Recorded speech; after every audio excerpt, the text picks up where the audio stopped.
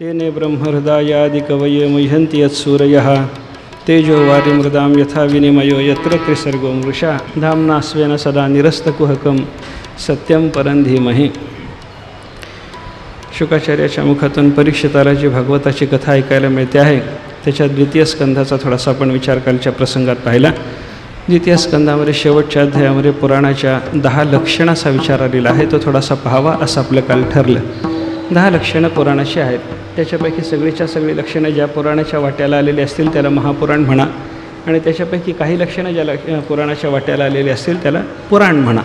पुराण वेगळं आणि महापुराण वेगळं असा भेद आपल्याकडं पाहायला सापडतो. आणि तो पुराण महापुराणाचा भेद करत असताना भागवतच एक तेवढं महापुराण ठरवलेलं आहे आणि बाकीची सगळी पुराणं आहेत. बाकीच्या सगळ्या पुराणांना 17 पुराणांना पुराण म्हणलं आणि भागवताला महापुराण म्हणलं. त्याचं कारण असं, बाकीच्या पुराणांमध्ये या 10 लक्षणापैकी काही लक्षणाचाच विचार आहे. सगळ्याच्या सगळ्या लक्षणाचा विचार सगळ्या पुराणामध्ये पाहायला सापडत नाही. पण भागवत मात्र एक असं पुराण आहे की याच्यामध्ये 10 लक्षणाचा विचार केलेला आपल्याला पाहायला सापडतो. आता हा 10 लक्षणाचा विचार स्वतंत्र एका लक्षणाच्या विचारासाठी म्हणून एका स्कंदाची योजना अशी काही लोक संगती घेतात. काही लोकांचं असं म्हणणं आहे की एका स्कंदात जसा एका लक्षणाचा विचार आहे तसा काही लक्षणाचा विचार करण्याकरता एका स्कंदात 2-2 लक्षणंही घ्यावी लागतात. काही लोकांचा विचार असा आहे की स्कंदवार विभागणी करून लक्षणाचा विचार करू नका. सर्गाचा जिथं जिथं प्रसंगानं विचार येईल तिथं तिथं सर्ग पहा. ज्या ज्या स्कंदामध्ये उत्पत्तीचा विचार आला तिथं तिथं सर्ग विसर्गाचा विचार तुम्हाला करता येणं शक्य आहे. ज्या ज्या स्कंदामध्ये भक्ताचे अवतार झाले आणि भक्ताच्या रक्षणाचा भगवंतांनी केलेला प्रयत्न आपल्याला दिसतो त्या ठिकाणी पोषण नावाचं लक्षण तुम्हाला दिसणार आहे. स्कंदवार विभागणी करून हे आपल्याला काम भागवता येणार नाही. जिथं जिथं जे लक्षण दिसेल तिथून तिथून ते लक्षण उचला आणि अशा पद्धतीनं 10 लक्षणाचा समन्वय भागवत ग्रंथामध्ये कसा आहे तो पहा, असं काही लोकांचं म्हणणं आहे. पण श्रीधराचार्यांनी वगैरे या आपल्या टीकामधून विचार करत असताना मात्र स्कंदवार विभागणी केलेली आपल्याला पाहायला सापडते. कशाही पद्धतीनं विचार करा. एका स्कंदाच्या वाट्याला एक लक्षण द्या. एका स्कंदाच्या वाट्याला 2-2 लक्षणं द्या. एखाद्या स्कंदाच्या वाट्यालाच एक लक्षण न देता जिथे जिथे जे लक्षण उपलब्ध होईल तिथून तिथून ते लक्षण उचला. पण लक्षणाचा विचार करून भागवताला महापुराण ठरवा एवढं मात्र आपल्याला पाहायचं आहे. आता हा 10 लक्षणाचा विचार जो पुराणाच्या बाबतीमध्ये सांगितलेला आहे, पुराण म्हणजे काय, त्या पुराणामध्ये 10 लक्षणं असतात ते कोणती असतात याचा विचार असा सांगितलेला आहे. अत्र सर्ग विसर्गश्च स्थानम पोषणम उतयः मन्वंतरेशानुगतः निरोधः मुक्ती आश्रयः. 10 लक्षणं ही सांगितलेली आहेत. इथं सर्ग सांगितलेला असतो, दुसरा विसर्ग सांगितलेला असतो, तिसरं स्थान, चौथं पोषण, 5व्या उती, 6वं मन्वंतर, 7वं आहे ईशानुकथा, 7वं लक्षण सांगितलं निरोध मुक्ती आश्रय. मन्वंतरेशानुगथा निरोध मुक्तीराश्रय. या अशा पद्धतीनं 10 लक्षणाचा विचार आपल्याला सांगितलेला पाहायला सापडतो. क्रमाक्रमानं एका लक्षणाच्या संबंधामध्ये थोडासा विचार आपल्याला पाहायचा आहे बरं का. पहिल्यांदा स्थान नावाचं लक्षण आहे, हे सर्ग नावाचं लक्षण आहे. अत्र सर्ग हा लक्षण सांगितलं. सर्ग पुराणाच्या लक्षणामध्ये पहिला विचार लक्षणाचा सांगितला. पुराणामध्ये सर्ग आला पाहिजे. सर्ग शब्दाचा अर्थ सृष्टी असा आहे बरं का. सृष्टी शब्दाचा अर्थ उत्पत्ती असा आहे. सृष्टीचं जिथं जिथं वर्णन येतं तिथं तिथं सर्गाचं चिंतन आपल्याला करता येतं. सर्ग वेगळा आहे आणि विसर्ग वेगळा आहे. सर्ग हे एक स्वतंत्र लक्षण आहे आणि विसर्ग हे स्वतंत्र लक्षण त्याच्यानंतर आपल्याला पाहायचं आहे. आता हा सर्ग म्हणजे काय, सृष्टी. सृष्टी म्हणजे काय, उत्पत्ती. ही उत्पत्ती म्हणजे काय, सर्गात होणारी उत्पत्ती वेगळी आहे आणि विसर्गामध्ये होणारी उत्पत्ती वेगळी आहे. परमात्म्याच्या पासून जे काही उत्पन्न झालं त्याला सर्ग म्हणा आणि ब्रह्मदेवाच्या पासून पुढे जे काही उत्पन्न झालं त्याला विसर्ग म्हणा बरं का. सर्ग म्हणजे सामान्य सृष्टी आहे आणि विसर्ग म्हणजे विशेष सृष्टी आहे. सर्ग म्हणजे ब्राह्मसृष्टी आहे, भगवत सृष्टी आहे, आणि विसर्ग म्हणजे पौरुष सृष्टी आहे. ब्रह्मदेव नावाच्या एका पुरुष विशेषानं निर्माण केलेली ती सृष्टी आहे. असा सर्ग आणि विसर्गातला थोडासा भेद लक्षात घेऊन सर्गाचं चिंतन सुरुवातीला आपल्याला पाहायचं आहे. सर्ग म्हणजे काय, सर्ग शब्दाचा अर्थ उत्पत्ती. आता ही उत्पत्ती झाली ती कोणापासून झाली, वेगवेगळ्या प्रकारचा मतप्रवाह आपण जन्माद्यस्य येतः या श्लोकाचा विचार करताना पाहून आलो. जगाच्या उत्पत्तीचा विचार करत असताना शास्त्रकारामध्ये ऐकमत्य नाही. सगळे शास्त्रकर्ते जगाच्या उत्पत्तीच्या बद्दल आपला वेगळा विचार सांगतात. काही लोकांचं म्हणणं हे जग स्वभावतः झालं. स्वभावतः जग होणं शक्य आहे किंवा नाही याचा विचार सांगत असताना ते म्हणतात स्वभावतः काही गोष्टी होत असतात. स्वभावतः काही गोष्टी जशा होतात तसं जगताची उत्पत्तीसुद्धा स्वभावतः झाली. ती होण्याच्याकरता म्हणून कोणी करता तिथं निमित्त म्हणून लागतं असं आपल्याला म्हणता येणार नाही. आता हे कसं झालं, स्वभावतः जग कसं झालं असं जर कोणी विचारलं तर त्याला ते वेगळे वेगळे युक्तिवाद सांगतील. नाही असं नाही, पण त्या युक्तिवादाला अर्थ नाही. जगाची रचना स्वभावतः होणं नाही. आपण जन्माद्यस्य येताच्या प्रसंगामध्ये पाहून आलो. अपूर्व रचनारूप असलेलं हे जगत, या जगताच्या बाबतीमध्ये आपल्याला कार्यत्व जर दिसतं तर त्याच्या बाबतीमध्ये सकर्तृकतेचा विचार केला पाहिजे. आणि जगाला ज्या अर्थी कार्यत्व आहे त्या अर्थी सकर्तृकत्व असल्यामुळं कर्तृजन्यत्व आहे. कोणातरी एका कर्त्यानं ते जग निर्माण केलेलं आहे. मग तो करता सर्वज्ञ सर्वशक्ती मानावा लागतो एवढा विचार आपला झालेला आहे. पण स्वभाववाद्याचं म्हणणं हे जग स्वभावतः झालं. स्वभावतः जग होणं शक्य नाही. स्वभावतः जग होणं शक्य नाही याच्याकरता एक असं उदाहरण सांगतात. एक कोणीतरी मनुष्य होता, थोडासा सुशिक्षित होता, नास्तिक होता, भगवंतावर त्याची श्रद्धा नव्हती. जगताची उत्पत्ती वगैरे होण्याच्याकरता म्हणून कोणीतरी करता लागतो हे त्याला मान्य नाही नव्हतं. स्वभावतः जग झाला असं तो चिंतन सांगत राहायचा. त्याचा मुलगा मात्र त्याच्या पोटी जन्माला आलेला आस्तिक निघाला, भगवत भक्त निघाला, परमात्म्याची सेवा करायला लागला. हिरण्यकश्यप आणि प्रल्हादाची जोडी पुढे जी आपल्याला पाहायला मिळणार आहे तशी ही बापलेकाची जोडी निघाली. बापानं भजन करू नये, पोरानं भजन करावं असं बरेच दिवस चाललं. एका दिवशी पोराला बापाने जवळ बोलावलं, विचारलं म्हणे काय चाललंय तुझं? पोरगं म्हणतं भजन. कोणाचं? भगवंताचं. कशा करता? त्यानंच आपल्याला निर्माण केलं, त्यानंच आपल्याला टिकवलं, तोच आपला संहार करणारा, हे उत्पत्ती स्थिती संहाराचं काम करणारा तो असल्यामुळं जगताची उत्पत्ती करण्याकरता वगैरे तो मानावा लागतो. बापानं सांगितलं स्वभावतः हे जग होत असतं बाबा, आपोआप झाले जग. पोरानं सांगितलं आपोआप काही होत नसतं बाबा. बापाला काही मान्य होईना. पोरानं सांगितलं ठीक आहे बाबा, आत्ता हा वाद आपला इथं थांबवा, पण थोड्या दिवसानंतर काही चर्चा करायची असेल तर या संबंधामध्ये चर्चा करू. 2-4 दिवसाचा कालावधी पोरानं जाऊ दिला. एका दिवशी पोरानं एक कागद घेऊन त्या कागदावर चांगलं चित्र तयार केलं. ते तयार केलेलं चित्र बाप जिथं नेहमी बैठकीत बसत होता त्याला दृष्टीला सहज पडेल अशा पद्धतीनं ठेवून दिलं. बाप बाहेरून आला, संध्याकाळच्या वेळेला घरी बसला, बैठकीत निवांत बसला. सहज दृष्टी गेली ते चित्र दिसलं, मनमोहक चित्र काढलेलं चांगलं. ते चित्र पाहिल्याच्या नंतर बाप प्रसन्न झाला आणि पोराला बोलावलं, हाक मारली, विचारलं काय रे बाबा म्हणे चित्र कुठून आलं? पोरानं सांगितलं हे आपोआप आलं. हे कोणी काढलं? मुलगा म्हणायला लागला आपोआप तयार झालं. बाप म्हणायला लागला आपोआप चित्र कसं तयार होतं? कोणीतरी याला काढणारं पाहिजे ना. नाही म्हणे मी काय केलं होतं, माझ्या अभ्यासाच्या खोलीमध्ये मध्यभागात टेबल मांडला, त्याच्यावर कागद ठेवला, बाजूला पेन्सिली ठेवल्या, रंग ठेवले, पाणी ठेवलं, एक ब्रश ठेवला. वारा येत राहिला, आलेल्या वाऱ्यानं पेन्सिलीचे कण उडाले, त्याच्याने आराखडा तयार झाला. आलेल्या वाऱ्याने पुन्हा त्याच्यानंतर रंग उडून याच्यावर पडायला लागले. पाण्यामध्ये ब्रश आपोआप गेला, तो याच्यावर आपोआप फिरला, हे चित्र तयार झालं. स्वभावतः चित्र तयार झालं. बाप म्हणायला लागला मला मूर्ख समजतोस? चित्र काढणारा कोणीतरी चित्रकार असल्याच्याशिवाय चित्र होतं का? बापाला त्यानं तेच सांगितलं, बाबा 4 दिवसाच्या पूर्वी मी तुम्हाला हेच बोलत होतो. जर एक साधं एका कागदावर काढलेलं लहानसं चित्र काढायला चित्रकार लागतो, तर एवढं मोठं विचित्र जगतचित्र रचणारा कोणी चित्रकार नको असं कसं म्हणता येईल? म्हणे जगताम यदि न करता कुलालेन विना घटः चित्रकारं विना चित्रं स्वतैव भवेत् तदा. त्यानं सांगितलं जगाला जर कर्त्याची अपेक्षा नसेल, तो मुलगा बापाला समजावून सांगायला लागला, जगाला जर कर्त्याची अपेक्षा नसेल, स्वभावतः जर जग रचलं जात असेल तर चित्रकारा वाचून चित्र व्हायला पाहिजे आणि कुंभाराच्या वाचून घट व्हायला पाहिजे. ज्या अर्थी कुंभाराच्या वाचून घट होत नाही आणि चित्रकाराच्या वाचून चित्र सिद्ध होत नाही, त्यार्थी जगताचं चित्र रचणारा किंवा जगताचा पसारा, ब्रह्मांड पसारा रचणारा कुंभार म्हणून एक परमात्मा नावाचा सर्वज्ञ सर्वशक्ती कोणीतरी आपल्याला मानावा लागतो. स्वभावतः जग होणं शक्य नाही. जग स्वभावतः झालं नाही. मग जगाच्या बाबतीमध्ये कारणवाराचा विचार करत असताना काहीतरी जगाला कारण आहे, कर्ता कोणीतरी आहे. मग या कर्त्याचा विचार करत असताना पुन्हा अभाव कारणवार, भाव कारणवार हे 2 वार आपल्या समोर येतात. काही लोकांचं म्हणणं हे जग झालं कार्य, पण हे कार्य असलेलं जग रचण्याच्या करता कोणी भावरूप कारण लागत नाही. अभावापासून हे जग झालं. बुद्धाचं हे चिंतन आहे. बुद्धाच्या तत्वज्ञानामध्ये त्यांनी सांगितलं की बाबा सगळं शून्य शून्य आहे आणि शून्यापासून सगळी उत्पत्ती झालेली आहे. उत्पत्ती झाली तरी हेही शून्यच आहे. त्यांचा सिद्धांत तर स्वतंत्र आहे, पण त्यांचा अभाव कारणवाद जे झालं ते अभावापासून झालं. कसं झालं त्याला ते दृष्टांत असं देतात. आपण मातीमध्ये बीज पेरतो, जमिनीत बीज पेरल्याच्या नंतर काही दिवसांनी ते बीज कुजतं, ते बीज नष्ट होतं आणि बीज नष्ट झाल्याच्या नंतर तो बीजाचा जो अभाव सिद्ध होतो त्याच्यातून पुन्हा अंकुर उत्पन्न होतं. दिसतं ना तुम्हाला? दिसतं. भांड्यामध्ये दूध ठेवता, त्याला विरजण लावता, त्या विरजण लावलेल्या दुधाचा अभाव होतो आणि त्याच्यानंतर भांड्यामध्ये दूध सिद्ध होतं. सिद्धांत आहे त्यांचा. दुधाच्या अभावापासून दह्याचा प्रादुर्भाव, दह्याची उत्पत्ती, बीजाच्या अभावापासून अंकुराची उत्पत्ती.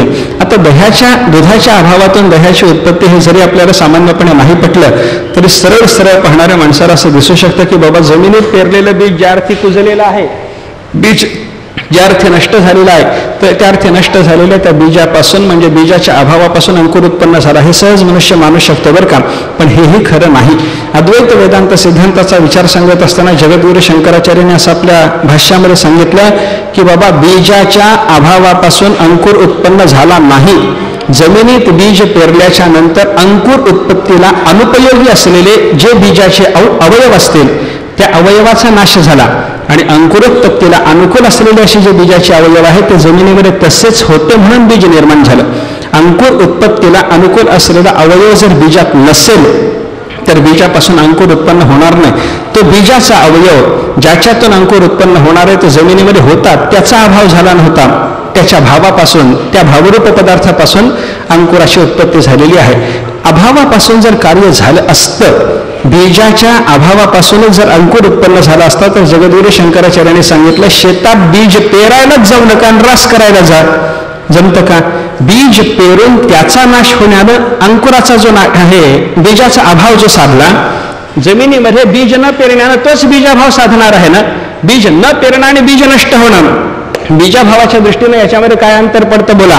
कोणत्याही प्रकारचं अंतर नाही. बीज जमिनीत न पेरणं आणि बीज जमिनीत पेरल्याच्या नंतर त्या बीजाचा नाश होणं, अभाव होणं, याच्यातून बीजाभावाच्या दृष्टीनं कोणत्याही प्रकारचा बदल होत नाही. म्हणून बीज न पेरता जमिनीत रास करायला कोणी जाण्याचा प्रयत्न करतो का? करत नाही.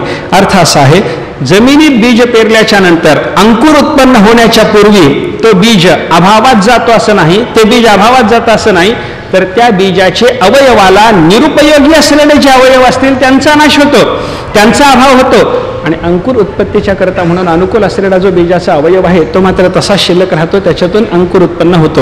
अर्थ असा झाला, अभावापासून कार्य उत्पन्न होत नाही. मग भावकारणवादामध्ये चला. भावकारणवादाचा विचार करत असताना काही लोकांनी सांगितलं जड कारणवाद, काही लोकांनी सांगितलं चेतन कारणवाद. जड कारणवादाचा विचार करत असताना परमाणूपासून जग झालं, प्रधानापासून जग झालं, अशा पद्धतीचे विचार आपल्यासमोर यायला लागतात. पण जडाच्या पासून या जगताची उत्पत्ती होणं शक्य आहे का? जडाला स्वतःला काही कार्य करता येतं का? कोणताही जड पदार्थ चेतनाधिष्ठित झाल्याच्या शिवाय काही कार्य करू शकतो का? काही कार्य करू शकत नाही बरं का. विचार करा, गवताचं दूध होतं पण ते गवताचं दूध होण्याच्या करता म्हणून ते गवत गाईच्या पोटात जावं लागतं बरं का. गाईच्या म्हशीच्या पोटामध्ये ते गवत गेल्याच्या शिवाय त्याच्यापासून काही उत्पन्न होणार आहे का? मेलेलं गवत आहे, वाळलेलं गवत आहे, त्याच्यापासून दूध उत्पन्न होणार आहे.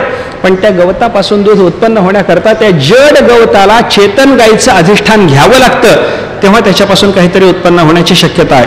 केवळ जड पदार्थ काही करू शकत नाही. म्हणून जडाच्या पासून सृष्टी झाली असं म्हणता येणार नाही. चेतन कर्तृक जग मानावं लागतं.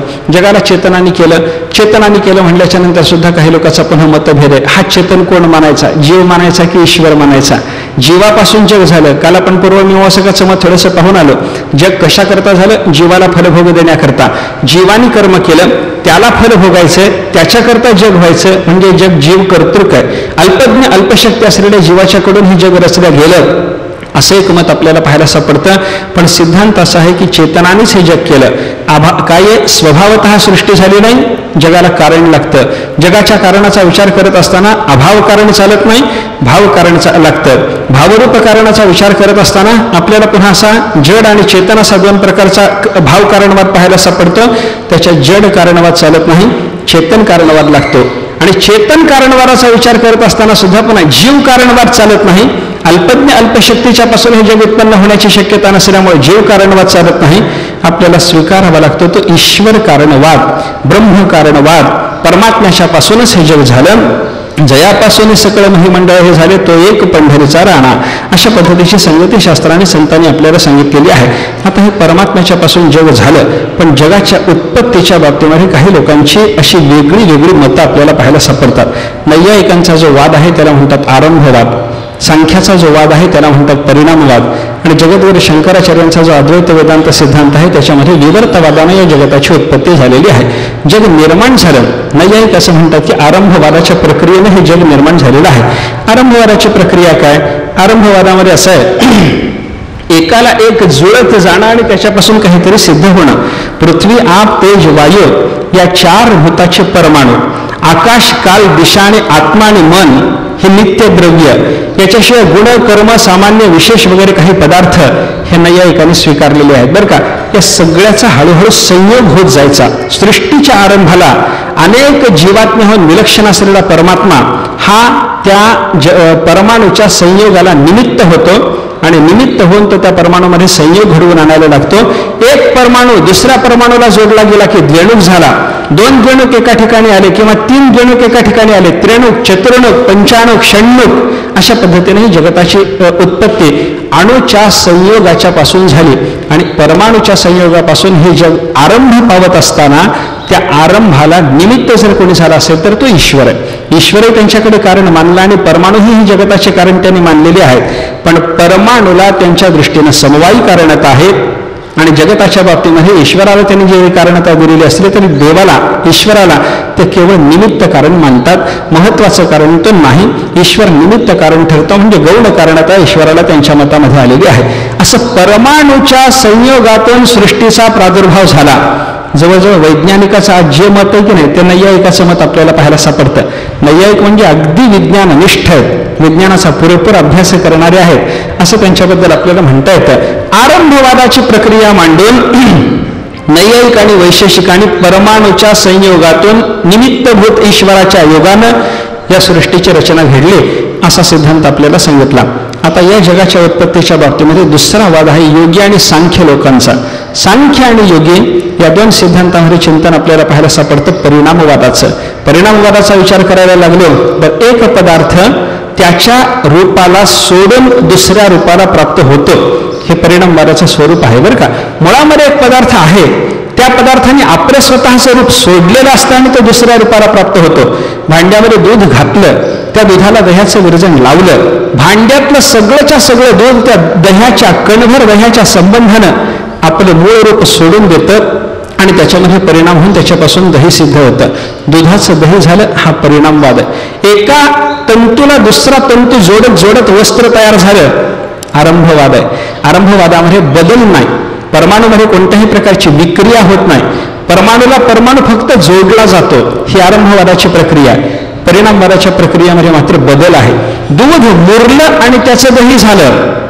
त्याप्रमाणे जगताच्या बाबतीमध्ये विचार करत असताना त्याने सांगितलं सगळ्या जगताला कारण असलेली प्रकृती, त्या प्रकृतीत परिणाम झाला आणि त्या प्रकृतीत परिणाम होऊन हे सगळ्याच्या सगळं जग निर्माण झालेलं आहे असं त्यांचं चिंतन आहे. प्रकृतीत क्षोभ होतो.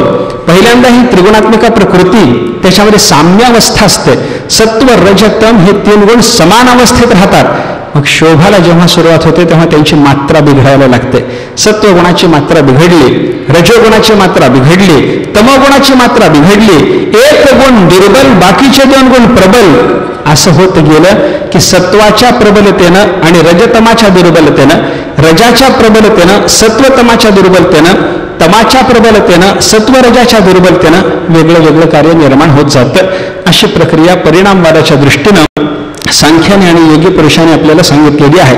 सांख्याचा विचार आणि योग्यांचा विचार याच्यात थोडंसं अंतर आहे. योगी ईश्वर मानणारे आहेत म्हणून ईश्वराला धरून ईश्वर त्या प्रकृतीमध्ये क्षोभ घडवतो वगैरे. योग्यांची प्रक्रिया ईश्वर क्षोभ घडवत नाही, प्रकृतीमध्ये स्वभावतः क्षोभ घडतो असं म्हणणारे सांख्य आहेत. सांख्याने ईश्वर मानलेला नसल्यामुळे प्रकृतीमध्ये स्वभावतः क्षोभ घडतो. काय आहे त्यांचं म्हणणं असं आहे, दुधाचं दही झालं, हा परिणामवादाला मी दिलेला दृष्टांत आहे ना, त्या दुधाला दह्याचं विरजण लावल्यानं त्याचं दही झालं, हे जसं खरं आहे तसं त्या दुधाला विरजण न लावताना सुद्धा 4 दिवसानं त्या दुधाकडे बघा दही होतं की नाही. दुधाला विरजण लावण्यानं दुधाचं झालेलं दही लवकर झालं एवढाच फरक आहे. पण दुधाला विरजण न लावता दुधामध्ये क्षोभ होतो की नाही, आपोआप दुधामध्ये जसा क्षोभ होणं शक्य आहे. दुधाचं रूप बदलून त्याला रूपांतर प्राप्त होणं हे विरजण लावल्या वाचूनही जसं होतं त्याप्रमाणे ईश्वराच्या निमित्ता वाचूनही प्रकृतीमध्ये क्षोभ होण्याची शक्यता आहे. प्रकृतीत क्षोभ होतो, प्रकृतीत झालेल्या क्षोभाच्या योगाने हे सगळेच्या सगळं जग निर्माण होतं. अशा पद्धतीचा परिणामवादाचा सिद्धांत एक आपल्याला पाहायला सापडतो. आरंभवादाची प्रक्रिया परमाणूला परमाणू जोडला जाऊन जग निर्माण झाला असं जग निर्माण झालं असं सांगते. परिणामवादाची प्रक्रिया ईश्वराच्या निमित्तानं किंवा स्वभावतः प्रकृतीमध्ये क्षोभ झाला आणि प्रकृतीच्या परिणामातून ही नानात्मक सृष्टी रचली गेली, हा सिद्धांत सांगते.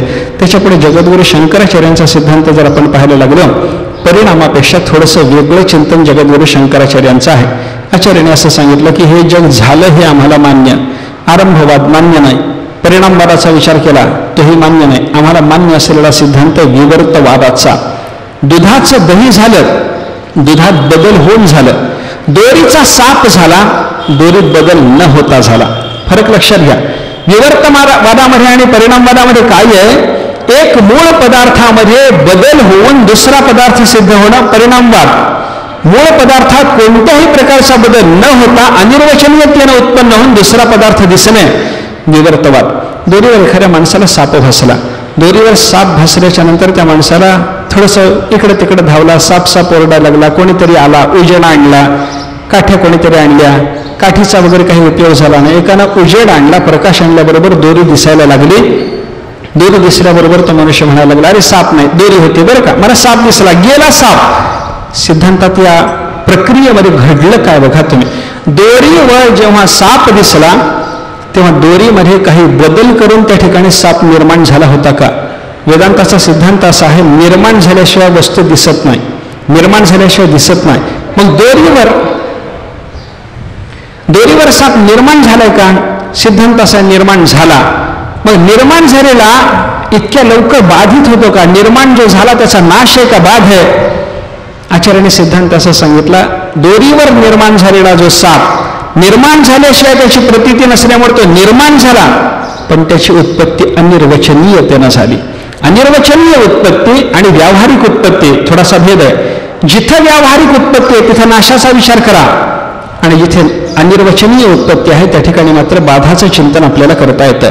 दोरीच्या स्वरूपात काही बदल न होता अनिर्वचनीयतेनं ज्याप्रमाणे सर्प उत्पन्न झाला आणि प्रतीतीला आला, त्याप्रमाणे अधिष्ठान परमात्म्यामध्ये कोणत्याही प्रकारचा बदल न होता, त्याची कुटस्थ नित्यता न बिघडता, त्या परमात्म्याच्या अधिष्ठानावर दोरीवर जसा अनिर्वचनीय निर्माण झालेला साप दिसला, त्याप्रमाणे अनिर्वचनीय त्यानं मायेच्या योगाने या जगताची उत्पत्ती झाली आणि हे जग आपल्याला दिसायला लागलं. हा सिद्धांत जगद्गुरू शंकराचार्याचा, याला विवर्तवाद म्हणतात. आरंभवादाची प्रक्रिया वेगळी, परिणामवादाची प्रक्रिया वेगळी आणि विवर्तवादाची प्रक्रिया वेगळी आहे. वेगळ्या वेगळ्या प्रक्रिया जरी असल्या तरी परमात्म्याची कूटस्थ नित्यता ही लक्षात घेऊन बाधित होणाऱ्या या जगताचं स्वरूप काहीतरी अनिर्वचनीय का होईना पण उत्पन्न झालं हे लक्षात घेण्याकरता विवर्तवादाची प्रक्रिया चांगली आहे. विवर्तवादाच्या प्रक्रियेतून या जगताची उत्पत्ती कशी झाली हे आचार्यांनी जे सांगितलं, एकंदर काय आपल्याला सर्ग नावाच्या लक्षणाचा विचार करायचा आहे. सर्ग म्हणजे उत्पत्ती, ती कशी झाली याच्याबद्दलचे मतभेद आपण पाहिले आणि त्याच्यात चांगला मतवाद जगद्गुरू शंकराचार्यांचा विवर्तवाद प्रक्रियेचा आहे हे आपण लक्षात घेतलं. सर्ग होणं म्हणजे काय? जे अव्यक्त आहे ते व्यक्त होणं, जे एक आहे ते अनेक होणं, जे निराकार आहे ते साकारतेनं दिसणं, जे सूक्ष्म आहे ते स्थूल रूपाला प्राप्त झालेलं आपल्याला दिसायला लागणे, याला म्हणतात सर्ग. याच्याशिवाय सर्गामध्ये दुसरं काही नाही. या सर्गामध्ये हा सर्ग होत असताना, उत्पत्ती होत असताना काय काय उत्पन्न होतं याचा विचार करायला जर आपण लागलो तर तिथं प्रकृतीचा प्रत्यय येतो, तिथं जीवाचा प्रत्यय येतो. प्रकृती सिद्ध झाली, जीव सिद्ध झाला, विविध कार्यरूपानं आपल्याला हे जग दिसायला लागलं. अशा पद्धतीने या सर्गाचा प्रादुर्भाव झाला असं आपल्याला म्हणता येतं. किंवा थोडी सर्ग शब्दाची परिष्कृत व्याख्या सांगण्याकरता 12व्या स्कंदामध्ये एक चिंतन आले. 12व्या स्कंदामधल्या चिंतनात असं सांगितलं, अव्याकृत त्याच्यामध्ये असलेले जे गुण, त्या गुणामध्ये क्षोभ होणं म्हणजे प्रकृतीच्या गुणात झालेला क्षोभ, त्या गुणात झालेल्या क्षोभाच्या योगाने निर्माण झालेलं महत्त्व, त्या महत्त्वापासून निर्माण झालेला त्रिविध अहंकार, त्या त्रिविध अहंकारापासून निर्माण झालेल्या पंचतन्मात्रा, त्या पंचतन्मात्राच्या पासून निर्माण झालेला इंद्रियाचा समूह, एवढे सगळे पदार्थ उत्पन्न होणं, एवढेच उत्पन्न होणं म्हणजे सर्ग. सगळे सूक्ष्म सृष्टी आहे पहा. अव्याकृत असलेल्या प्रकृतीमध्ये झालेला क्षोभ सूक्ष्म, इंद्रिय गोचर नाही त्या वस्तू सगळ्या अनुमानगम्य आहेत.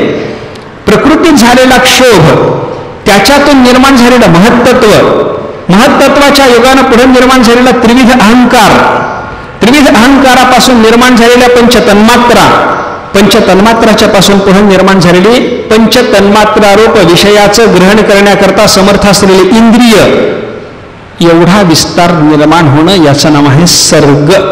संपलं, सर्गाचं काम झालं. सर्ग कशा करता होतो? सर्गरूप सृष्टी कशा करता होते? सर्गाचा उद्देश काय? सर्ग देवाला निर्माण करावा लागला कशा करता? उद्देशाचा विचार करत असताना भागवतानं सांगितलं सर्गाचा उद्देश चतुर्विध पुरुषार्थ प्राप्ती आहे. तुम्हाला धर्म, अर्थ, काम आणि मोक्ष 4 पुरुषार्थ सिद्ध करून घ्यायचेत ना, सर्गातले सगळे पदार्थ लागतात. धर्म करायचा आहे, इंद्रिय पाहिजेत, त्याच्याशिवाय काय धर्म करणार आहात? तुम्हाला धर्म करत असताना, धर्माचं अनुष्ठान करत असताना असं सांगितलं, एक पदार्थ पहा, अग्नी पहा, हवन द्रव्य पहा, पाहायला डोळा नको, हवन करा, करायला हात नको, एका मंडपातून दुसऱ्या मंडपाकडे चला, चालत जायला पाय नको, पाय पाहिजे, हात पाहिजे, डोळा पाहिजे, विचार करायला बुद्धी पाहिजे, ध्यान करायला मन पाहिजे. हे सगळ्याच्या सगळ्या गोष्टी इंद्रिय जात, इंद्रिय समूह कर्माकरता जर आवश्यक असेल तर धर्मासाठी ही सगळी सर्गाची सृष्टी परमात्म्याला निर्माण करावी लागली. असं म्हणण्यामध्ये काय चुकलं बोला? धर्म हा उद्देश आहे. त्याच्यानंतर अर्थ, अर्थासाठी ही सर्ग लागतो, अर्थासाठी सर्गाचा विचार आहे. अर्थ प्राप्तीकरता इंद्रियाधिकाचा संग्रह केल्याच्या शिवाय, इंद्रियाधिकाचा स्वीकार केल्याच्या शिवाय अर्थ सिद्ध होईल का? सिद्ध होत नाही. कामाचा विचार करण्याकरता इंद्रियाचा समूह पाहिजेच पुन्हा, आणि मोक्षाचा विचार करायचा झाला तर हे सगळं पाहिजे. हे सगळं आहे म्हणून बंध आहे, आणि बंधाच्या सापेक्षतेनं मोक्षाचा विचार आहे. बंधच जर नसेल तर मोक्षाचा विचार करण्याचं काही कारण नाही. पण मोक्ष पुरुषार्थ सिद्ध करून घ्यावा याच्याकरता आपल्याला हा सर्गाचा विचार करावा लागतो बरं का. वेगवेगळ्या पद्धतीने जर चिंतन आपण केलं तर चतुर्वेद पुरुषार्थ सिद्धी हे सर्गाचं प्रयोजन आपल्याला पाहायला सापडतं. आता ही सृष्टी आहे, आरंभवादाची प्रक्रिया पाहिली, परिणामवाद पाहिला, विवर्तवाद पाहिला. विवर्तवादाची प्रक्रिया चांगली जाणवली, सूक्ष्म सृष्टी उत्पन्न झाली, थोडी त्याला स्थूलता आली. धर्मार्थ काम मोक्ष 4 पुरुषार्थ याच्या योगाने सिद्ध व्हायला लागले. हे सिद्ध व्हावेत, हे प्रयोजन प्राप्त व्हावं, सिद्ध व्हावं याच्याकरता म्हणून सर्गाचा विचार आपण केला. हा सर्गाचा विचार आहे. काही लोकांनी सर्गाच्या तत्वज्ञानाच्या दृष्टीनं हा सर्गाचा विचार झाला. भक्ताच्या दृष्टीनं सर्गाचा विचार आहे थोडासा. भक्त महात्मे या सर्गाच्याबद्दल काय म्हणतात? परमात्म्याने हे जग रचलं. भक्ताचं म्हणणं काही नाही, आरंभवादाची प्रक्रिया नको, परिणाम नको, विवर्तवाद तोही नको. देवानं जग क्रीडे करता रचलं, बस त्याला लीला करायचा विचार निर्माण झाला म्हणून रचलं. स एकाकी नरेने, एकाकी त्याला करमलं नाही. एकले नकंठेची म्हणून या येणे केली निर्माण 14ही भुवने, करमलं नाही, त्याला लीला करायची होती. स द्वितीयमाइच्छत, आणि म्हणून त्यानं हे सगळं जग रचलेलं आहे. लीलेसाठी, क्रीडेसाठी त्यानं हे जग रचलं. मग जीवाने केलेली कर्म, त्या कर्माची फळ याला ती लीलाच. जीवाचं कर्म देवानं लीलेसाठी दाखवलं, घडलंच नाही ते कर्म. जीवाच्या कर्माचं त्याला जीवाला प्राप्त व्हायला लागलेलं फळ तीही देवाची लीलाच आहे. कर्म नाही, कर्म फल नाही, ही सगळी देवाची लीला आहे.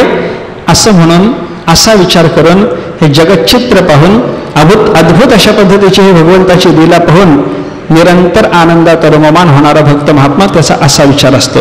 ज्ञानदृष्टीने विचार केला वेगळा विचार आहे, आणि भक्ताच्या दृष्टीने विचार केला तर सर्गाच्या संबंधातला वेगळा विचार आहे. भक्त ही सर्गातून काय आहे, ही सगळी लक्षणं जी आहेत ना, सर्गाकरता सांगितला नाही. सर्ग ज्याच्यापासून झाला त्याच्यापर्यंत पोहोचण्याकरता सांगितलेला आहे. हे सगळ्याच्या सगळ्या लक्षणाचं जे चिंतन आहे की नाही, हे अध्यारोपातून अपवादानं त्या परमात्म्यापर्यंत जाऊन पोहोचण्याकरता आहे, बाकी काही नाही. अध्यारोप अपवादाची प्रक्रिया जर आपण पाहिली, सर्गाचा विचार करा, अध्यारोप करा, नसलेला सर्ग पहा, आणि याचा अपवाद करता करता हा ज्याच्यापासून उत्पन्न झाला त्याच्यापर्यंत जाऊन पोहोचा. त्याचं चिंतन करा, त्याचं ज्ञान मिळवा, त्याचं भजन करा, हे सांगण्याकरता सर्ग म्हणजे काय याचा विचार झाल्याच्या नंतर दुसरा विचार आहे विसर्गाचा. विसर्ग म्हणजे काय? विशेष सर्ग. विशेष सर्ग जे थोडंसं सूक्ष्म निर्माण झालं होतं, अव्याकृतात क्षोभ झाला, महत्त्व निर्माण झालं, त्रिविध अहंकार निर्माण झाला, पंचतन्मात्र निर्माण झाले, इंद्रिय निर्माण झाले, संपला होता सर्ग. पण त्या सर्वांना राहण्याकरता एखादं स्थूल गोलक पाहिजे, याच्याकरता विशेष सर्ग व्हावा लागला. 5 ज्ञानेंद्रिय निर्माण झाली, पण ते राहायची कुठं? निर्माण झालेल्या ज्ञानेंद्रियाला गोलकाचा आश्रय केल्याच्या शिवाय कार्य करता येईल का? विषय ग्रहण करता येईल का? करता येत नाही. कर्ण इंद्रिय निर्माण झालं, श्रोत्र निर्माण झालं, पण त्या श्रोत्राच्या करता आपला हा कान हे गोलक निर्माण, स्थूल गोलक निर्माण झाल्याच्या शिवाय त्या कानाला शब्द नावाच्या विषयाचं ग्रहण करता येईल का? करता येत नाही. चरण नावाचं कर्मेंद्रिय निर्माण झालं, पण त्या चरण नावाच्या कर्मेंद्रियाला स्थूल देहातला पाय हे गोलक मिळाल्याच्या शिवाय त्याला स्थानांतर संयोगाची क्रिया करता येईल का? चालना करता येईल का? म्हणजे निर्माण झालेली इंद्रिय, निर्माण झालेली तन्मात्र, निर्माण झालेला अहंकार, निर्माण झालेलं महत्त्व, या सर्वांना आपलं कार्य करता यावं याच्याकरता म्हणून विसर्ग करावा लागला, विशेष सृष्टी करावी लागली. विसर्गाचा विचार थोडासा वेगळा आहे. विसर्ग म्हणजे काय? प्रकृतीमध्ये गुणवैषम्य होऊन जी सृष्टी निर्माण झाली त्याला म्हणायचं सर्ग. आणि हा सर्ग झाल्याच्या नंतर विराटाच्या एका अंडामध्ये ब्रह्मदेवाच्याकडून जी सृष्टी होते तिला म्हणायचं विसर्ग. विचार करा, भगवंताने निर्माण केलेलं जग आपण पाहिलं. ब्राह्मसृष्टी म्हणजे सर्ग झाला. तो सर्ग झाल्याच्या नंतर त्या सर्गाच्या पासून अनंत कोटी ब्रह्मांड झाली.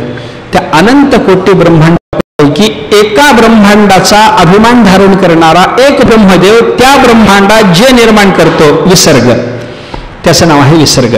कळालं? विसर्गाचं लक्षण असं घ्या. अशा पद्धतीने विसर्गाचा विचार. अनंत कोटी ब्रह्मांडाची जी समष्टी आहे, ब्राह्मसृष्टी आहे, ब्राह्मसृष्टीचं ते स्थूल गोलक आहे. ब्राह्मसृष्टीच्या स्थूल गोलकामध्ये असलेलं एक ब्रह्मांड, कारण काय? एका ब्रह्मांडाचा अभिमान एक ब्रह्मदेव धरतो. अनंत कोटी ब्रह्मांड आहेत ना, अनंत कोटी ब्रह्मदेव आहेत. एका ब्रह्मांडाचा अभिमान धारण करणारा एक ब्रह्मदेव त्या ब्रह्मांडामध्ये जे जे निर्माण करतो त्याचं नाव आहे विसर्ग. प्रक्रिया थोडीशी विस्तारानं जर सांगायची झाली तर विसर्गाची भागवतानं अशी सांगितली. एक ब्रह्मांड, त्या ब्रह्मांडाचा शरीर म्हणून अभिमान धारण करणारा रजोगुणाचा अधिष्ठाता देव ब्रह्मदेव, त्या ब्रह्मदेवानं हंसरूप परमात्म्याचा आधार घेतला, विद्यारूप सरस्वतीचं सहाय्य घेतलं, 4 वेदांचं ज्ञान मिळवून त्याचा आश्रय घेऊन जीवाच्या पूर्वीच्या कर्माचं अनुस्मरण करत त्यांना कर्मानुसार भोगायतन आणि कर्मायतन निर्माण होण्याकरता जे जे रचलं ते विसर्ग. कसं बघा, कोण केलं? ब्रह्मदेवाने. तो कसा? रजोगुण प्रधान उपाधी घेणारा. अजून कसा? एका ब्रह्मांडाचा शरीर म्हणून अभिमान धारण करणारा. त्यांना आधार कोणाचा घेतला? हंसरूप परमात्म्याचा. सहाय्य कोणाचं घेतलं? विद्यारूप सरस्वतीचं घेतलं. आश्रय कोणाचा केला? चतुर्वेदांतर्गत ज्ञानाचा केला. पाहिलं काय? जीवाचं प्राक्तन कर्म, आणि त्या कर्मानुसार वेदाच्या ज्ञानाच्या आधारे विद्येच्या योगानं भगवंताच्या कृपेनं या ब्रह्मदेवानं त्या जीवाला भोग प्राप्त होण्याकरता काही कर्मायतन आणि काही भोगायतन रचली. ते रचलेलं जे कार्य आहे त्याला म्हणायचं विसर्ग. हा विसर्गाचा थोडक्यामध्ये अर्थ आपल्याला विस्तारानं पाहायला सापडतो बरं का. सुरुवातीला या सर्गाचा विचार करत असताना, विसर्गाचा विचार करत असताना विसर्ग रचण्याकरता म्हणून भगवंताने ब्रह्मदेवाला निर्माण केलं. अशी सृष्टीची रचना व्हायला लागली. ब्रह्मदेव निर्माण झाले. ब्रह्मदेवाला काही कळेना. ब्रह्मदेवाने तप करावं असं त्याला सूचना मिळाली, भगवत संकेत झाला. त्याने तप केलं. तपाच्या योगानं पूर्वीच्या सारखी तो सृष्टी निर्माण करायला लागला. मानसिक सृष्टी ब्रह्मदेवानं काही निर्माण केली, मनोमन काही संतती निर्माण केले. या निर्माण केलेल्या संततीमध्ये जे प्रजापती झाले ते ब्रह्मदेवाला सृष्टी विस्ताराकरता उपयोगी पडले. सृष्टी विस्ताराकरता उपयोगी पडलेल्या या प्रजापतींमध्ये कश्यप आहेत, मरीची आहेत, अत्री आहेत, या सगळ्या लोकांचा अंतर्भाव पाहायला सापडतो. हे सगळे प्रजापती आहेत. याने सगळ्यांनी सृष्टी विस्ताराला ब्रह्मदेवाला मदत केलेली. सगळ्यांनी मानसिक सृष्टी केली. कश्यप या पृथ्वीचा विचार करत असताना हिला काश्यपी म्हणतात. कश्यपानं निर्माण केलेली ही पृथ्वी आहे. सगळी संतती कश्यपाची. एका कश्यपाला झालेली सगळी संतती म्हणजे जगातले सगळेच्या सगळे शरीरधारी जीव असतील. कसं शक्य आहे? माणसाला माणूस जन्मेल, बरोबर आहे. गाईला बैल होईल, गाय होईल, गोत्वच तिथे निर्माण होईल, बरोबर आहे. गाढवाला गाढव होईल, बरोबर आहे. पण एकाच माणसाला बैलही झाला, गाढवही झाला, कुत्रही झाला, कावळाही झाला, चिमणी झाली. व्हायचं कसं? जगात असलेले 84 लक्ष योनीपैकी प्रत्येक जीवाचे प्रकार कश्यपी सृष्टी असं जर असेल तर ही सृष्टी मानसी सृष्टी आहे, मैथुनी सृष्टी नाही, असा विचार आपल्याला करावा लागतो. शास्त्रकारांनी सांगितलं ही कश्यपी सृष्टी आहे ना. कश्यप शब्दाचा अर्थ सायणाचार्याने सांगितलाय पहा, किंवा निरुक्तात पाहायला होतो. कश्यप शब्द काय वेदात आलेले जे शब्द आहेत की नाही याचा अर्थ कसा डोकं चालत नाही आपलं. त्याच्याकरता निरुक्तकार यास्क लागतात, सायणाचार्यांचं भाष्य लागतं, जगद्गुरु शंकराचार्याचं भाष्य लागतं. कश्यप साधा शब्द काय अर्थ करता कळालं काही कळत नाही. त्यांनी सांगितलं कश्यप शब्दाचा अर्थ विचारात घेण्याकरता कश्यप शब्दात आलेली सगळी अक्षरं उलट्या क्रमाने घ्या. कश्यप, पश्यक, पश्यक म्हणजे पाहणारा, पश्यती असो पश्यक हा. कश्यप शब्दाचा अर्थ पश्यक केला. पश्यक म्हणजे पाहणारा, पाहणारा म्हणजे ज्ञानदृष्टी संपन्न असणारा आणि पाहून सृष्टी करणारा, विचारानं सृष्टी करणारा, शरीर संबंध वाचून सृष्टी करणारा. मानसिक सृष्टी आहे की नाही बघा तुम्ही. प्रजापतींची सगळ्या मानस सृष्टी आहे. काय आहे? निसर्गाच्या मध्ये निर्माण होणारी ही जी स्थूल सृष्टी आहे की नाही, या सृष्टीत ब्रह्मदेवाच्याकडून जे जे निर्माण झालं, विष्णू पुराणामध्ये या संदर्भात एक चांगला विचार आलाय. त्यांनी असं सांगितलं, ब्रह्मदेवानं जेव्हा सृष्टी निर्माण करायला सुरुवात केली तेव्हा अन्नमय, प्राणमय, मनोमय, विज्ञानमय आणि आनंदमय या 5 कोशापैकी काही कोशाचा संबंध एका सृष्टी प्रकारातल्या एका पदार्थाशी घडवत ही सृष्टी रचलेली आहे. पहिल्यांदा स्थूल सृष्टीचा विचार करा. ब्रह्मदेवाने पर्वत रचला, ब्रह्मदेवाने दगडमाती निर्माण केली. काय आहे इथं? किती कोश आहेत? फक्त अन्नमय कोशाचा विचार इथं पाहायला सापडतो. देह मात्र आहे त्यांचा, आहे की नाही? दगड पहा, पर्वत पहा, हिमालय पर्वत देवाने निर्माण केला. काय आहे हिमालयाचं? एक शरीर आहे फक्त, संपलं. स्थूल पदार्थ निर्माण केल्याच्या नंतर तिथं फक्त अन्नमय कोशाचा प्रत्यय, प्राण आहे तिथं, मनोमय कोश आहे, विज्ञानमय कोश आहे, आनंदमय कोशाचा संबंध तिथे दिसतो, काही दिसत नाही. अन्नमय कोशाची प्रधानता ज्यांच्या ठिकाणी आहे असे स्थूल पदार्थ भगवंतांनी सुरुवातीला रचले. अन्नमय कोशाचाच फक्त तिथे विकास, इतर कोणत्याही कोशाचा तिथे विकास नाही, अशी स्थावर सृष्टी. त्याच्या पुढे स्वेदज रचले. स्वेदज, अंडज, जारज, स्वेदज, उद्भिज, 4 जीवखाणी आहेत ना, त्याच्यामध्ये स्वेदज विशेष गंधातून ज्यांची उत्पत्ती त्यांना म्हणायचं स्वेदज. माणसाला घाम येतो, तो घाम पुसला नाही, धुतला नाही, अंगावरच मुरू दिला, उवा होतात ना, स्वेदातून उत्पन्न झाल्या. स्वेदज प्राणी. स्वेदज प्राण्याच्या बाबतीत जर आपण विचार करायला लागलो तर भगवंतानी ब्रह्मदेवाने तिथं 2च कोशाचा विकास दाखवलाय. स्वेदजाला काय आहे? एक अन्नमय कोश आहे आणि दुसरा प्राणमय कोश आहे. मनोमय कोश आहे? मन असेल, मनोमय कोश नाही, विज्ञानमय कोश नाही. कारण अंतःकरणात प्रतिबिंबित झालेलं चैतन्य म्हणजे जीव आहे. स्वेदजाला जीव आहे म्हणून मन मानावं लागतं. पण मनोमय कोश सिद्ध होत असताना मनाच्या जोडीला लागणारी बाकीची जी सामग्री आहे तिथं नाही. मनोमय कोशाचा फक्त विकास, प्राणमय कोशाचा फक्त तिथे विकास दाखवला. त्याच्या पुढे अंडज रचले. अंडज म्हणजे अंडातून ज्यांची उत्पत्ती आहे तसे पक्षी रचले. पक्षात कसे? 3 कोशाचा तिथे विकास आहे. अन्नमयाचा विकास आहे म्हणून शरीर दिसलं, प्राणमयाचा विकास आहे म्हणून पक्षाला जीव दिसला, मनोमयाचा विकास आहे म्हणून पक्षाच्या काहीतरी मनात आहे हे तुम्हाला कळायला लागलं. बघा तुम्ही, रोज आपल्या घरामध्ये येणाऱ्या चिमण्याला दाणे घालून बघा. एखाद्या दिवशी निवांत बसा, चिमण्या येऊन बसतात ना, का? मनात आहे हा दाणे टाकेल, आपल्याला टिपता येतील. मन आहे, मनोमय कोशाचा विकास झालाय. असा मनोमय कोशाचा विकास स्वेदजात नाही. एक ऊ धरा, त्या ऊला डोक्यातली घाण खाण्याच्या पेक्षा बाई तो साखर खा म्हणून घालून बघा, पुन्हा ती साखर खायला येईल का? येत नाही. का येत नाही? मनोमयाचा विकास नाही. कोश त्या ठिकाणी नाहीत म्हणण्याच्या पेक्षा त्या कोशाचा तिथं विकास नाही असं म्हणणं जास्त संयुक्तिक आहे. मनोमयाचा विकास तिथे नाही स्वेदजात, पण अंडजामध्ये मनोमयाचा विकास झाला. त्याच्या पुढे भगवंतानं रचलेली सृष्टी जरायुज सृष्टी, ज्याच्यावर जरायू म्हणजे कातडी पिशवीचं वेष्टन गर्भामध्ये असतं.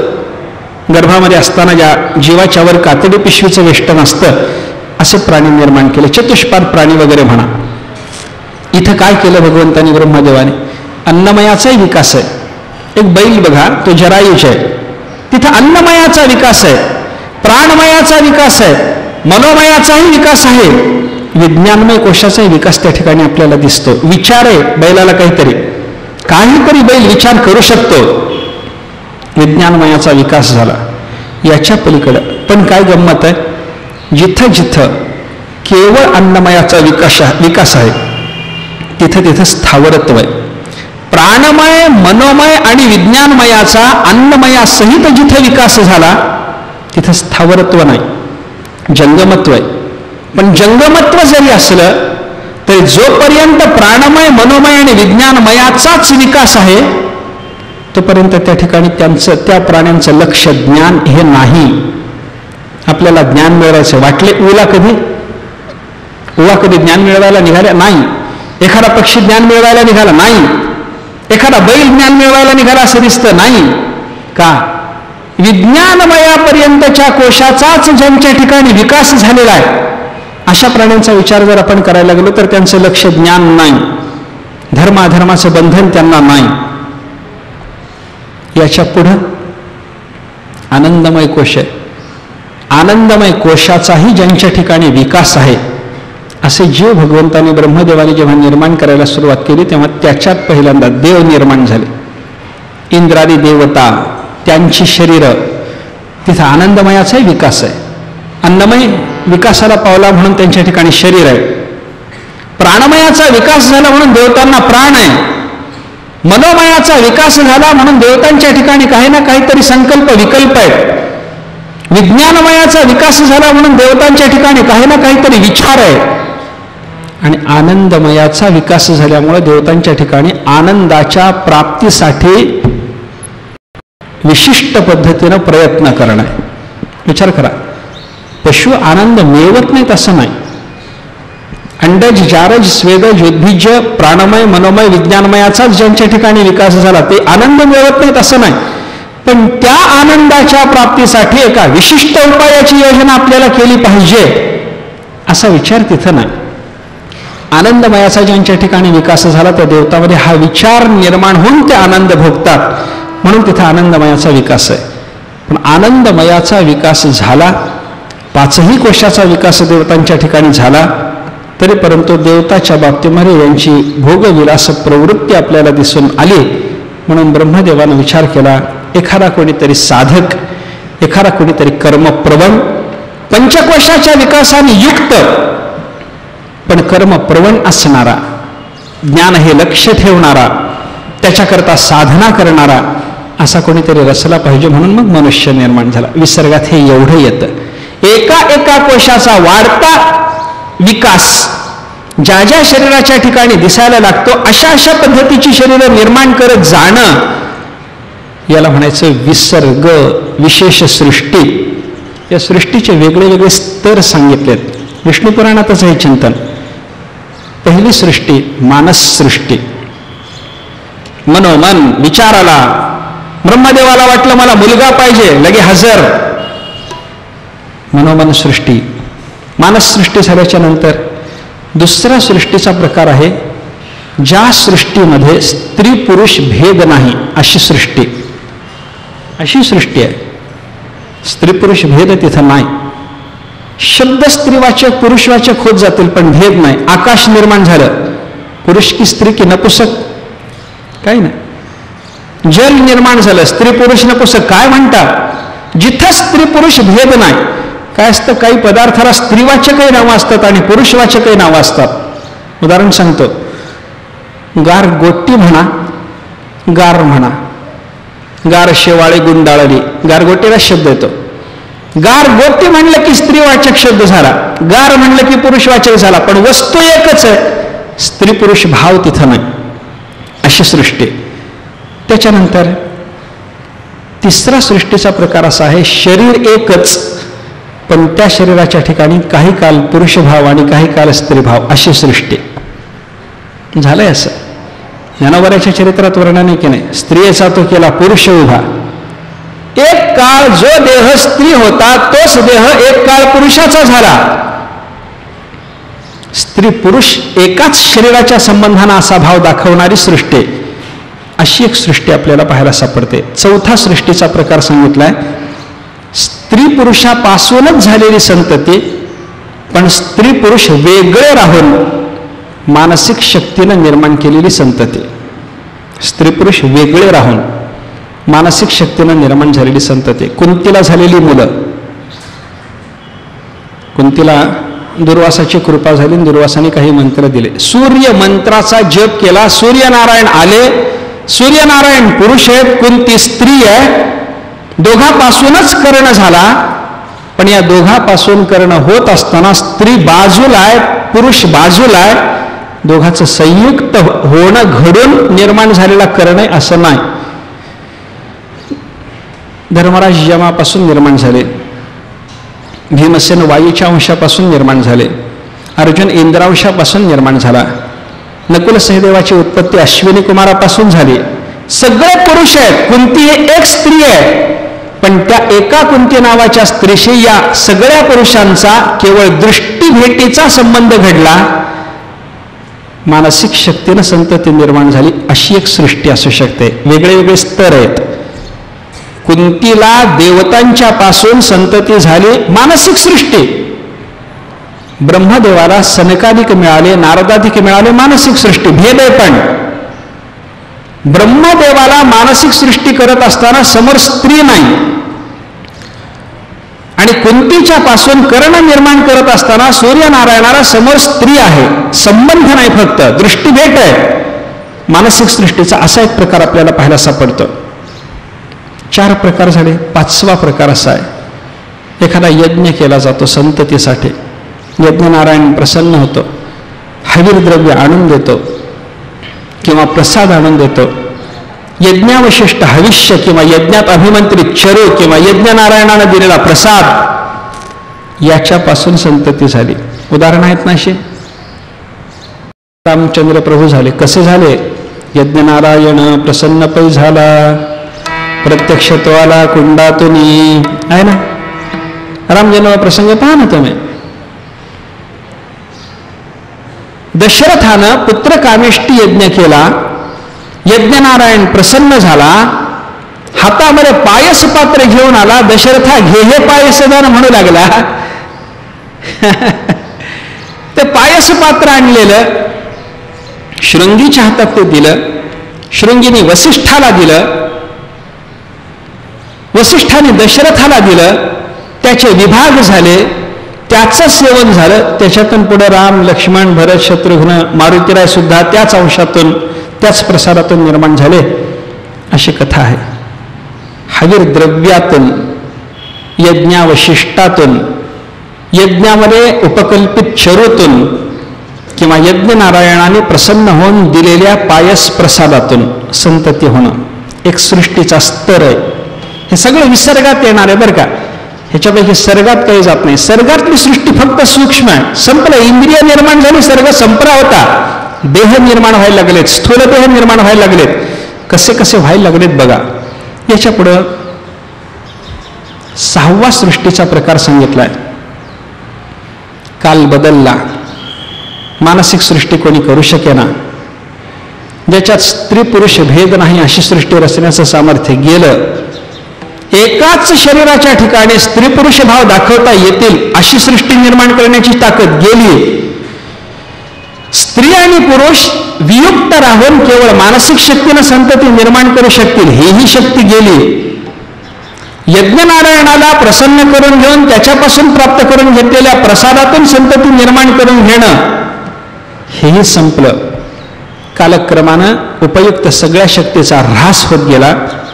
मग स्त्री पुरुषाचा संयोग होऊन त्याच्यातून पण वांछित संतती, स्त्री पुरुष संयोगातूनच झाली, पण इच्छेनुसार त्यांच्या जोपर्यंत धर्मविचार आहे, धर्मानुबंधी कामसेवन जोपर्यंत चालू आहे, तोपर्यंत निर्माण झालेली संतती कशी? वांछित संतती. मला असा मुलगा पाहिजे, असाच होईल. पण त्याच्याकरता, वांछित संतती करता, स्त्री पुरुष संयोगजन्य जरी ती संतती असली तरी धर्मानुबंधी कामसेवनातून निर्माण होणारी ती संतती पाहिजे. पुढचं विचारायचं काही कारण नाही. 7वा सृष्टीचा प्रकार, ब्रह्मचर्य संपलं, सदाचार संपला, संयम संपला, स्त्री पुरुष शक्तिहीन झाले, धर्मानुबंधी काम राहिला नाही, कामानुबंधीच काम राहिला.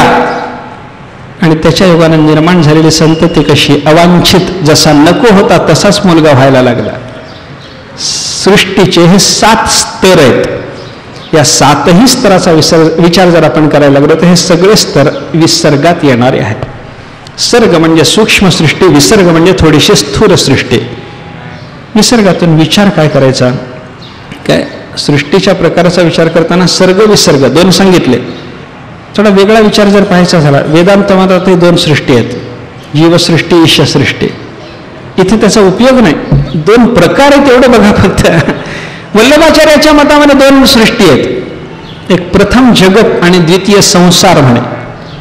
प्रकार वेगळा आहे, त्यांचा चिंतनाचा प्रकार वेगळा आहे. प्रथम जगत, द्वितीय संसार, सामान्य सृष्टी, विशेष सृष्टी, ब्राह्म सृष्टी, पौरुष सृष्टी. एक सांख्याचा विचार आहे. सांख्यानं सांगितलं की म्हणे प्राकृतिक सृष्टी वेगळी आहे, अविद्यक सृष्टी वेगळी आहे. वेगवेगळा विचार आहे. पण सर्ग म्हणजे सूक्ष्म सृष्टी, इंद्रियांत सृष्टी, आणि त्या इंद्रियांत निर्माण झालेल्या सर्गातल्या सृष्टीला राहण्याकरता स्थूल गोलकात्मक जी सृष्टी निर्माण झाली ती विसर्ग सृष्टी. त्याच्यात अवांतर भेदाचा विचार पुन्हा वेगळा. 7 प्रकार, 7 स्तराचा विचार करा. पंचकोशापैकी वाढत्या क्रमानं कोशाच्या विकासाचा विचार करा. सगळा विसर्ग. विसर्ग कशा करता? विसर्गाची अद्भुत रचना करणारा जो ब्रह्मदेव, त्या ब्रह्मदेवाला ज्ञान देणारा आमचा प्रभू आहे, इथपर्यंत जाऊन चिंतन करून त्या देवात आपली मनोवृत्ती गुंतावी, याच्याकरता विसर्गाचा विचार आहे. सर्ग पाहिला, विसर्ग पाहिला. 3रं लक्षण पुराणामध्ये स्थानम. स्थानम म्हणजे काय? स्थिती. निर्माण झालं, सर्ग रूपात जे निर्माण झालं, विसर्ग रूपात जे निर्माण झालं, ते सगळं टिकवणं स्थानम. किंवा भागवतामध्ये स्थानमचा अर्थ सांगितला. स्थानम वैकुंठ स्थितीर, वैकुंठ विजय. हा वैकुंठ रूप परमात्म्याचा विजय. काय विजय आहे? जे निर्माण केलं ते विष्णू रूपानं परमात्मा सांभाळून ठेवायला लागला, हाच विजय आहे. निर्माण झालेलं रुद्राने संहाराकडे नेण्याच्या आधी विष्णूनं सांभाळलं. जे निर्माण झालेलं आहे ते क्षयगामी असताना काही काळ त्याला सांभाळून ठेवणं विजय आहे की नाही? जे मरणारच आहे त्याला काही काळ जगवणं विजय आहे. उत्पन्न झालेला पदार्थ उत्पन्न आहे म्हणजे नष्टच आहे. काय? पदार्थ निर्माण झाल्याच्या नंतर काही काळानं नाश पावतो, खोटी गोष्ट आहे.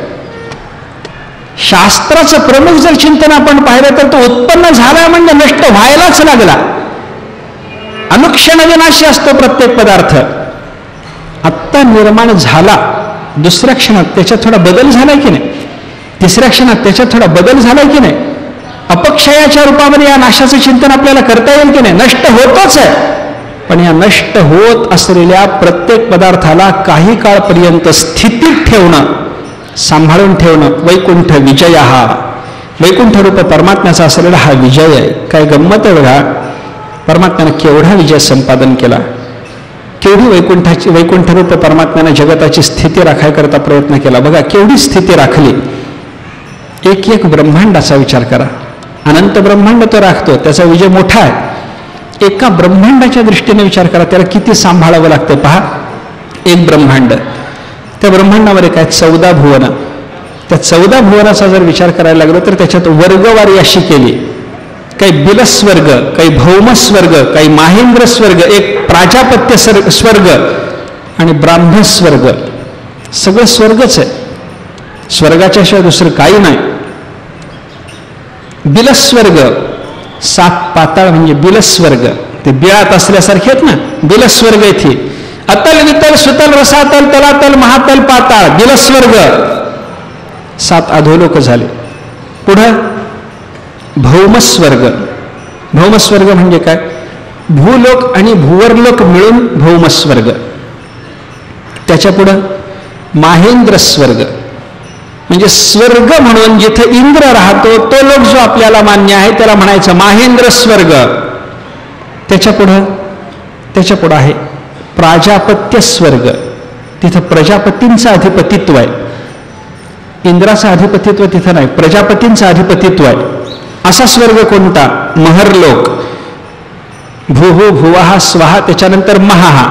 भूहू भुवाहा भौमस्वर्ग, स्वाहा माहेंद्र स्वर्ग, जनोलोक प्राजापत्य स्वर्ग. त्याच्या पुढं जनोलोकाच्या पुढे जरा महरलोकाच्या बाबतीमध्ये प्राजापत्य स्वर्ग म्हणले. भूहू भुवा स्वाहा महाहा, तो जो महरलोक आहे तो प्राजापत्य स्वर्ग. त्याच्या पुढे 3 लोक आहेत, जनोलोक, तपोलोक, सत्यलोक. या 3 लोकाला म्हणतात ब्राह्मस्वर्ग.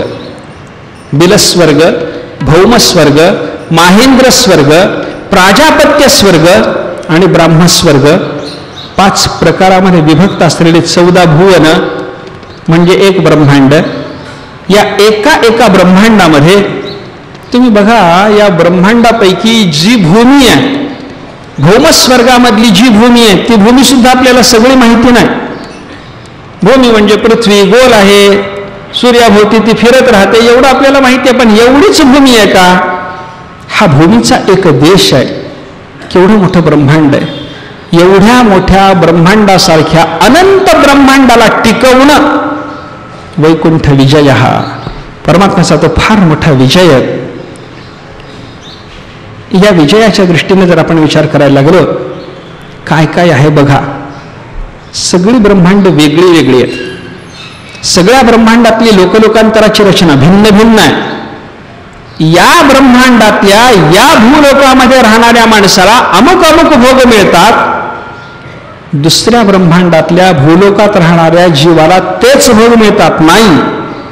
याच्यापेक्षा तरतम भावानं रचल्या गेलेली बाकीची ब्रह्मांडाची रचना असल्यामुळं तिथल्या याच नावाच्या लोकांमध्ये याच्यापेक्षा तरतम भावानंच भोग असतात.